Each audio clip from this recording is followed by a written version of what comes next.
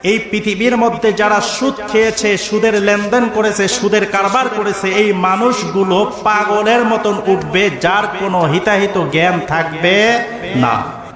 এজন্য কিয়ামতের ময়দানে জিনে ধরা ভূতে ধরা মানুষের মতন কিয়ামতের ময়দানে কবর থেকে তিনি উঠবেন। কি জাহান্নাম, কি জান্নাত, কি বিচার, কি আল্লাহ, কি নবী, কিছুই তার মেধার ভিতরে থাকবে না।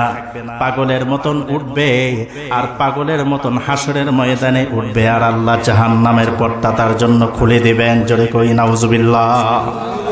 পাগলের মতন উঠবে। ইয়াতাখাব্বাতুহু শাইতানু মিনাল মাস, যে পাগলের মতন আল্লাহ তাআলা কিয়ামতের ময়দানে উঠবেন। কেন আল্লাহ তাআলা কেন এই আযাবটা তাকে দিবেন? সর্বপ্রথমে এখনো বিচার কার্য শুরু হয় নাই, সর্বপ্রথমে আল্লাহ তাকে এই শাস্তিটা কেন দিবেন? আল্লাহ তাআলা বলছেন যালিকা বিআন্নাহুম, এটা এই জন্য যে ক্বালু ইন্নামাল বাইউ মিসলুর রিবা, সমাজে দুনিয়াতে বসে তারা ব্যবসা এবং সুদটাকে এক করে নিয়েছে।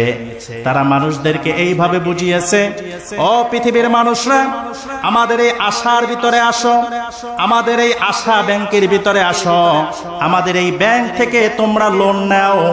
এটা কোনো সুদের অন্তর্ভুক্ত হবে না, বরঞ্চ একজন মানুষ ব্যবসা করে যেমন লভ্যাংশ ঘরে নিয়ে আসে, ওই রকম আমরাও টাকা দিয়া লভ্যাংশটা তোমাদেরকে দিব। এই মানুষগুলোকে বোঝানো হয়েছে যে সুদ এটা সুদ নয়, বরঞ্চ এটা ব্যবসার মতন। এরকম বলে কি বলে না? কথা বলেন, বলে কি বলে না?